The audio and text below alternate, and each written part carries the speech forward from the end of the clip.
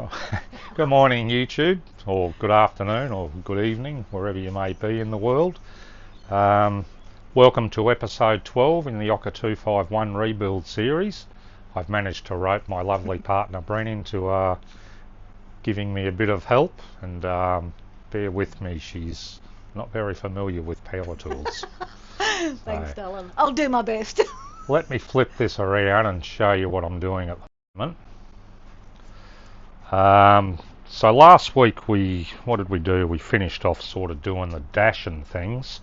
I've moved on to the doors and begun reassembling the doors. I'm trying to work out how to put these electric window winders in and see if they work. So I'll be working on that. And what I've got Bren doing, I had to pull this dash panel out again, and on this side, this is where the indicator lights, the original indicator lights went for things like your handbrake and your blinkers and stuff like that. I was going to replace them with Carling LP series indicators, but I should have looked into the availability of them first, because I've since found that I can't bloody buy them anywhere. And so what I've ended up doing is just elongating these holes, and I'm going to use the original indicator lights in there for now. So I did that, and then I had to make these a little bit bigger to fit the original gauges in, and I gave it all a coat of undercoat and patched up the other side a little bit better than it was. What I've found now is all these gauge holes are too bloody small, because what I'm going to use JRP gauges. So I've roped, and you see they don't fit through there. I had all the coals cut to 52mm to suit a 52mm gauge, but I should have had them cut to 52.3. So Bren's going to grab the Dremel and make a mess. Help me out. Cheeky bugger. She's going to help me out here, and Okay, now? yep, she's going to just go around. I did use a die grinder on this, but it grabs and chatters too much, so I'm just using a little sanding wheel on the Dremel here, and I've roped Bren into making this her part of the build. Try that now, love. Okay. No, not yet. Might need a new sanding pad on that in a minute.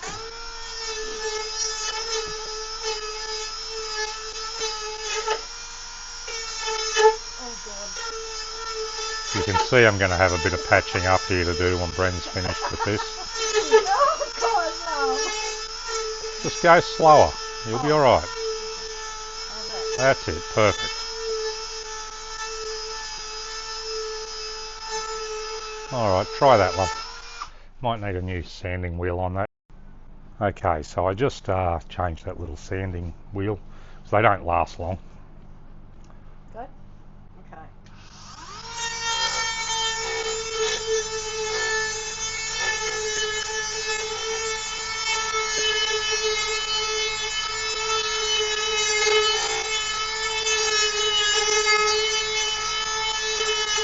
You can feel that's rough there, love, see?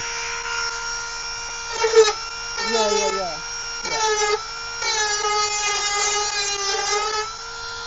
Give that a go. Okay. Bit more. Okay. A little bit quicker. That's it.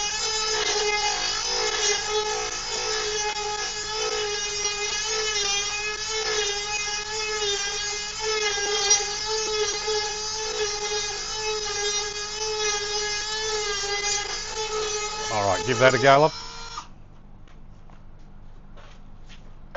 Ooh. Alright, on to the next one.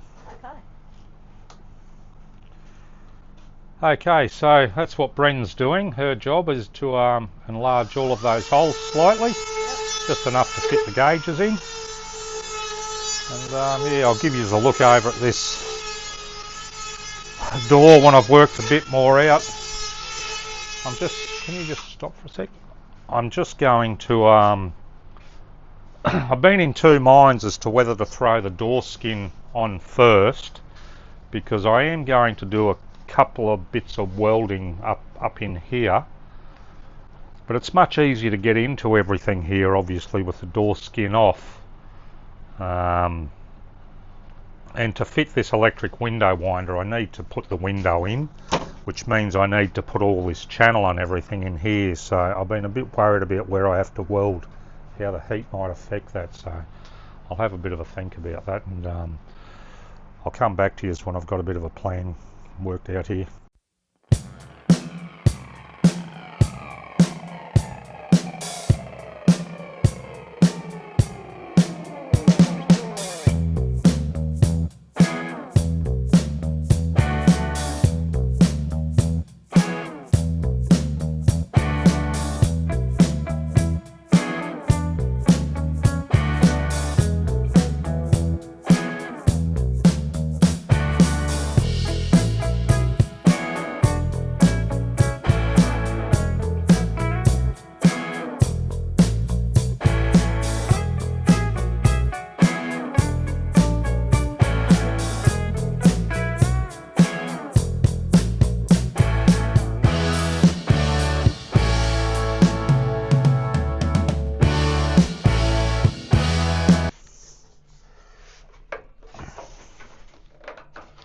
So squeeze it together and push it in.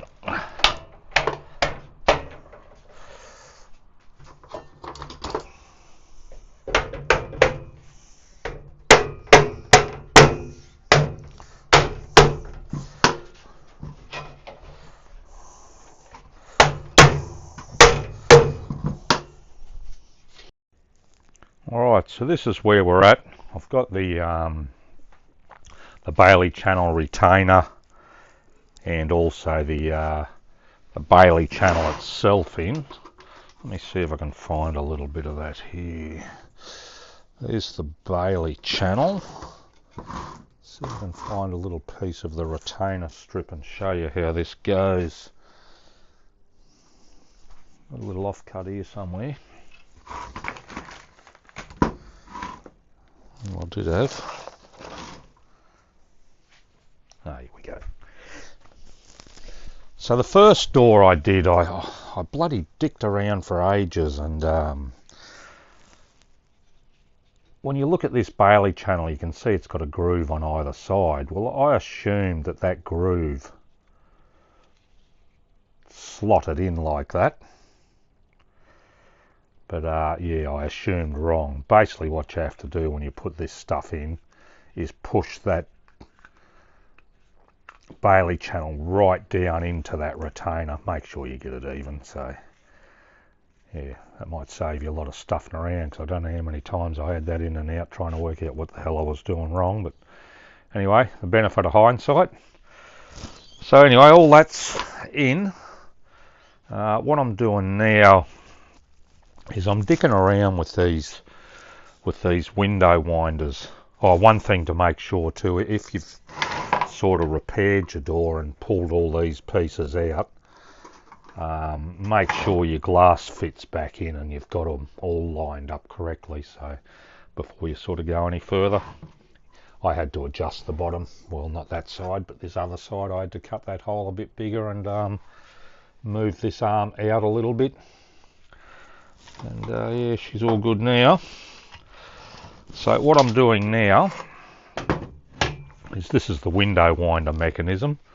Bloody hideous thing that it is. All that white stuff on there is just a lithium grease I've sprayed everything with.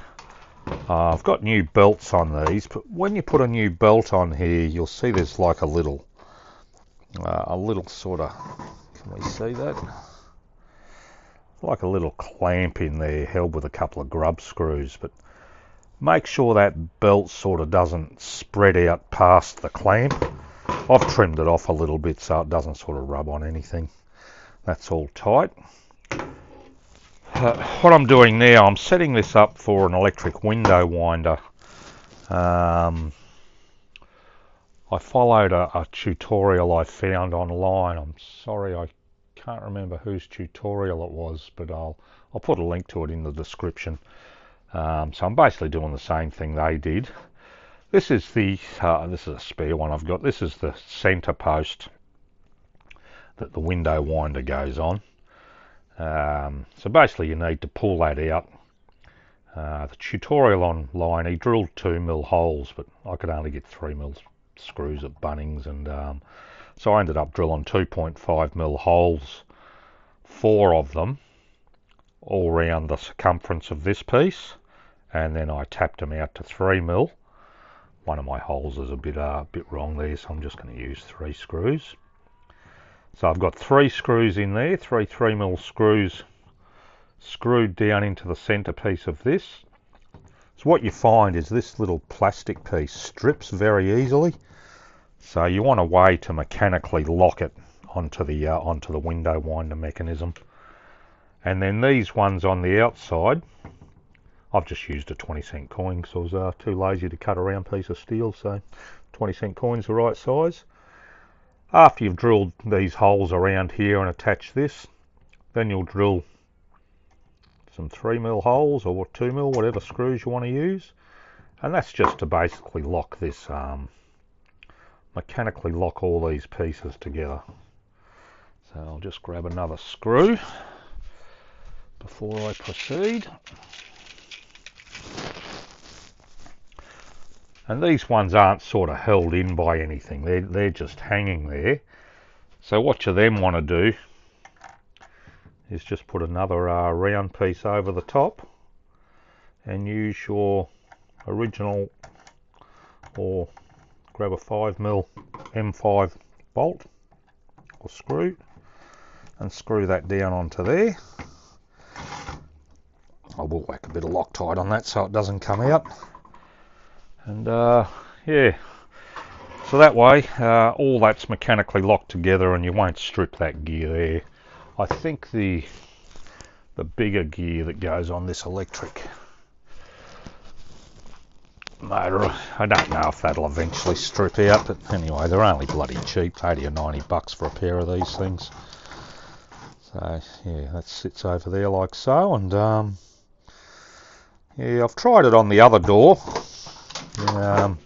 Made a bit of a mess of mounting the motors and that on here, but it works. It's a little bit slow going up, but I'm thinking I'll feed that from the auxiliary lithium battery, so it'll get 13.2 volts. Might be a bit quicker.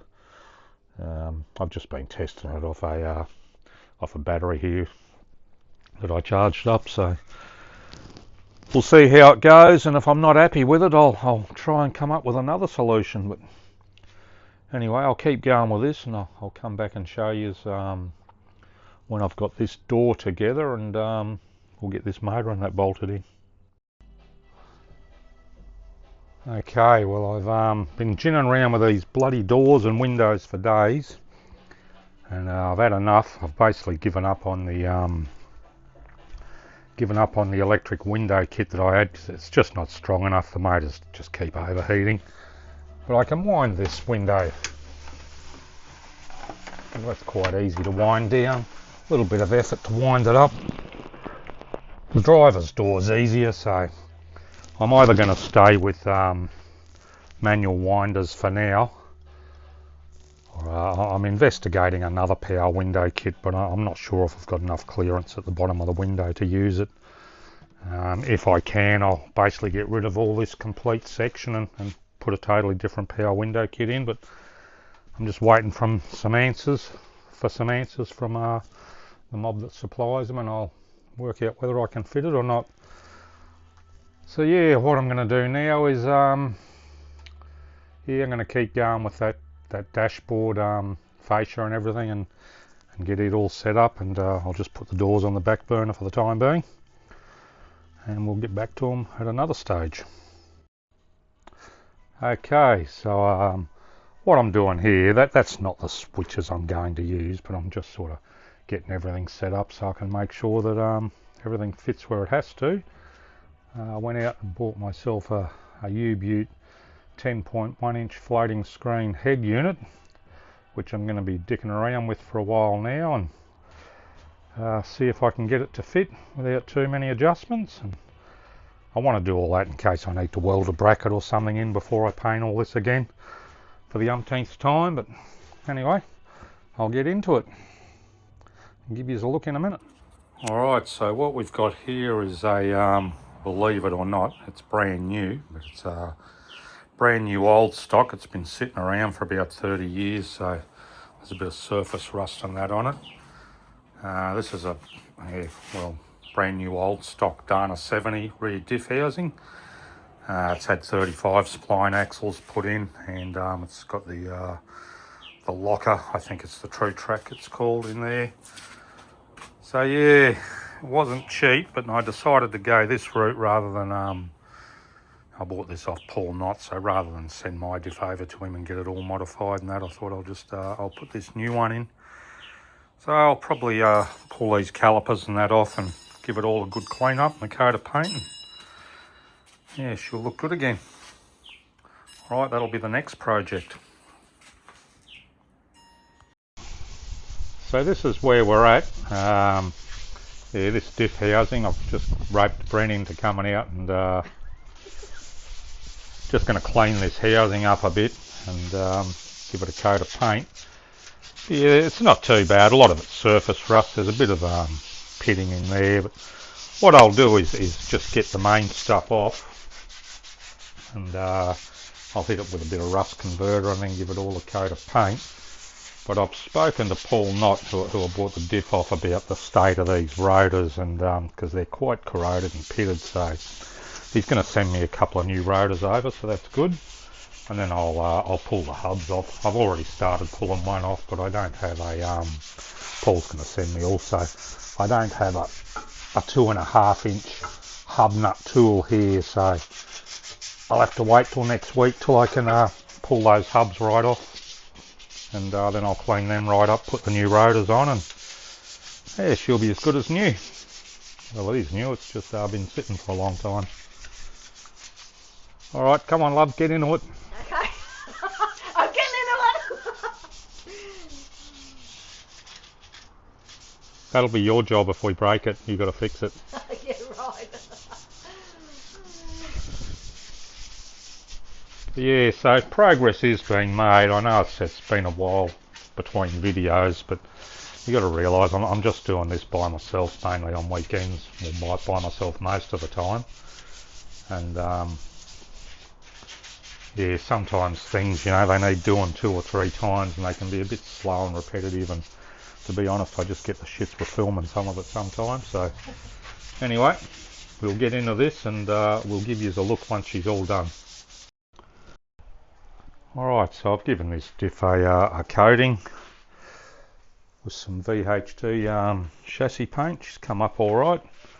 All these bits I'll worry about. Paul Knott's sending me a couple of new rotors because these ones were pretty corroded. So once I pull all that off, I'll paint the rest of it. But what I've sort of been doing at the moment, I've just been looking at a couple of other rust spots on here.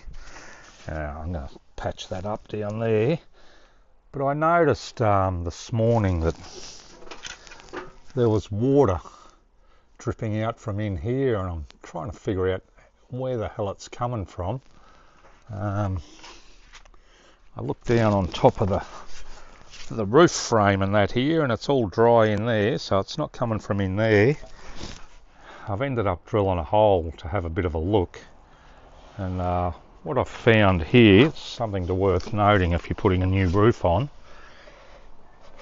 is this external, this tube here. The only opening I can find is just in there. So what I'm going to do, I've just bought a couple of cans of Eastwood internal frame coating spray. It comes with like a nozzle with a 360 degree thing. You just push in here, and I'll dry all this out on both sides. It's doing it. I noticed there was already a hole drilled on the other side, so obviously someone's seen that issue before.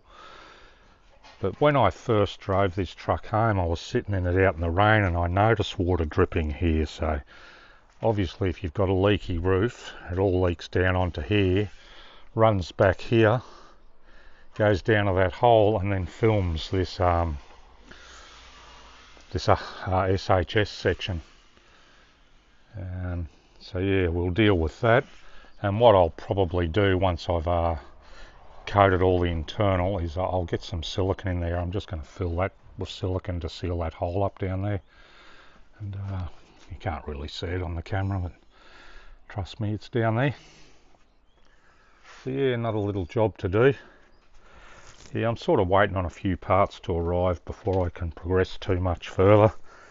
I thought I'd be a bit of a nerd and give my brake calipers a bit of a coating, but I use VHT caliper paint, but it's turned out as a real chalky finish, so I'm not happy with that. I'm going to let that dry for a week, and I'm going to just use my my 2-pack orange on them. Just a little bit of bling to sort of tie a few bits into the orange I'm using on the Ocker.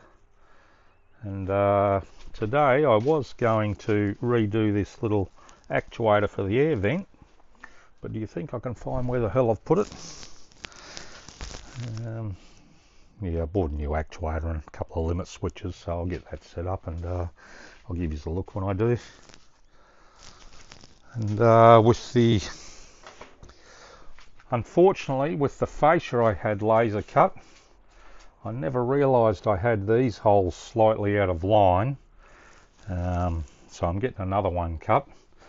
Thanks Roy for a freebie. He's been very good. And yeah, I've had it cut a little bit more to suit, made the holes just a fly shit bigger to accommodate my gauges and switches. And yeah, we'll go from there.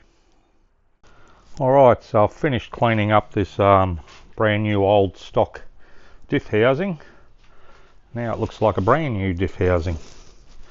So yeah, I'm pretty happy with the way it's come up.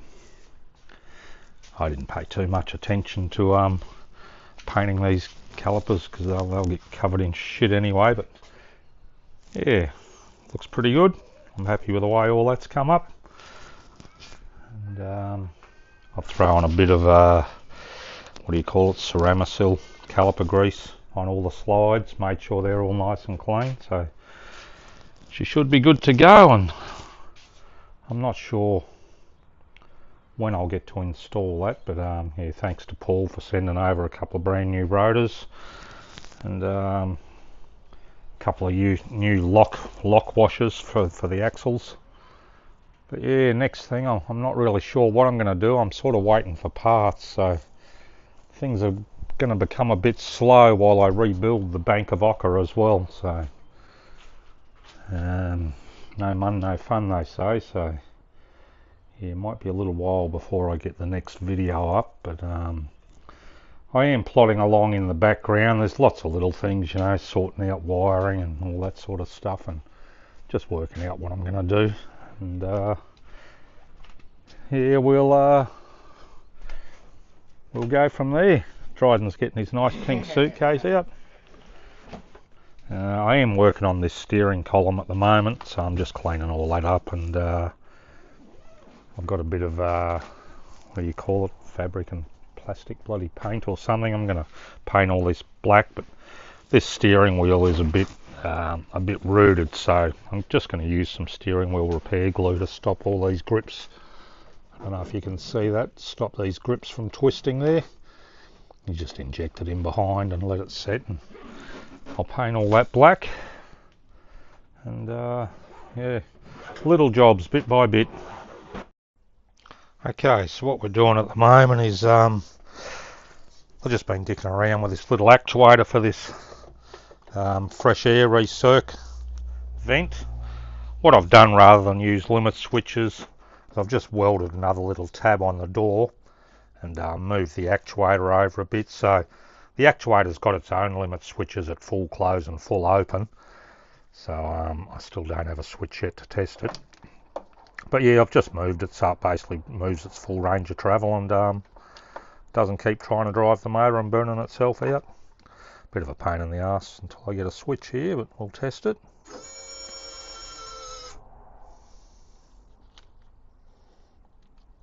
Just have to reverse the polarity to go the other way. That works fine. I've just got a little split pin holding it on there, but I might get a bolt that fits a bit better and put it in loosely. But yeah, so that'll work. Now we have 12 volt power for a fresh air and recirc flap. So anyway, that's probably going to do it for now. It's been a bit of a mishmash video, but like I said before, it might be a while until we do the next one, because yeah, I'm waiting on a few parts to arrive, and once we do that, I'll get into it again. But at the moment, it's just all little jobs, things like, you know, preparing this steering column and whatnot. Where are we? Yeah, I've just been cleaning all this up, and I painted the centre there black, so I'll end up repairing this wheel and painting it black too. It should come up quite well. Give it all a clean up, put it back together, get it ready to go back in. Alright, catch us next time.